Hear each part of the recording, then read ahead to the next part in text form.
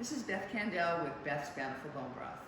I wanted to thank you for trying our new Beth's Bountiful Bone Broth Veggie Spice Kit. Now you are going to make the most delicious bone broth or stock with this spice kit. You can make beef, pork, chicken, fish, anything you like. You can actually make a veggie bone broth with this. So enjoy the video. If you have any questions, please feel free to reach out to me personally. Thank you very much.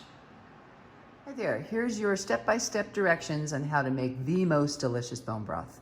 First, what you're gonna do is measure over 5 pounds of bones. I have 5.81 because once you roast the bones, some of the fat is going to come off and it will shrink. So you wanna end up with 5 pounds of bones. Then get a sheet pan and lay your bones flat in the sheet pan, and let's get this thing ready for the oven. You'll set your oven to 400 degrees and then slide them directly in the oven and cook them for 30 minutes. And here they are, really delicious looking roasted bones, ready to go into the Instapot. At this point, you would normally add your raw vegetables and spices, but today I'm going to make it easy and I'm going to add a dehydrated Veggie Spice Kit.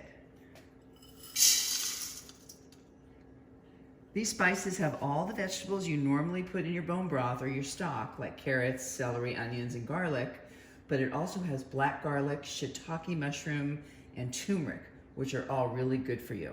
The black garlic and the mushrooms really make this broth super flavorful. Anything you make with the broth is gonna take amazing. Now the last two things you add are apple cider vinegar,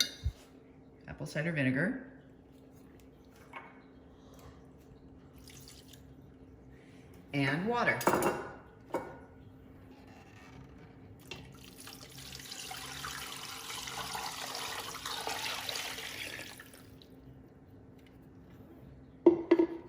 If you wanted to make plain stock, just eliminate the vinegar and cook this for 2 to 3 hours.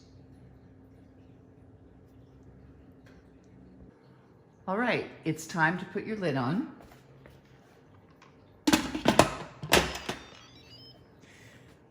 And then make sure that you turn the pressure cooker on.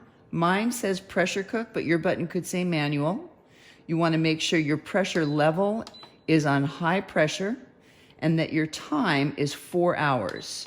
So you want to go all the way up to 4 hours, and that is the maximum time of the Instapot.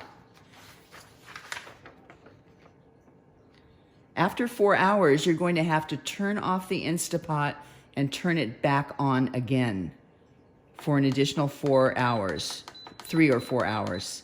7 or 8 hours total for the beef bone broth is fine.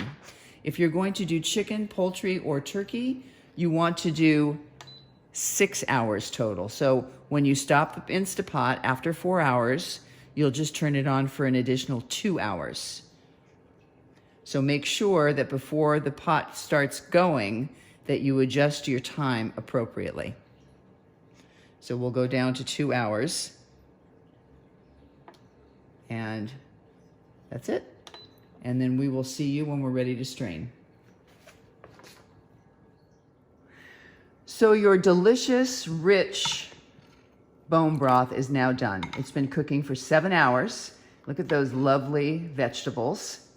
And you're just gonna strain it and chill it. And you've got delicious, rich, umami flavored bone broth. Let me just point out though, that the Instapot only cooks for 4 hours at a time. So after your first 4 hours, you're gonna come back, turn it off, and then turn it back on by pushing manual or pressure cook, whatever your button says. But if it's poultry that you're cooking, then you're going to only do an additional 2 hours to 120 minutes. I won't go all the way up. So poultry, an additional 2 hours for a total of 6 hours, whereas with the beef, venison, bison, whatever, beef, you can really go for 8 hours and it will do nothing to the bones because the bones are much more dense, beef bones, than the poultry bones. And if you let the poultry bones go too long, they will start disintegrating. and it will change the flavor profile of the broth. This will make 3 to 4 quarts, and you will love it. So right now I'm straining my broth. As you can see, all the vegetables are in there, just a little bit of fat and bones. This is what it looks like through the strainer. And then I put it into a 7-quart plastic container, and then ultimately the bones go into a plastic bowl, and I let it cool in the bowl before I throw the bones out. So once I'm done straining most of the bones and vegetables, I will take the remainder of the broth, put it through the strainer, and then I'm done. Then chill the broth, and we're good to go.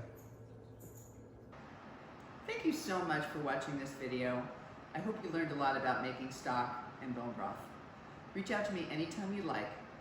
My email is at the end of this video. Take good care.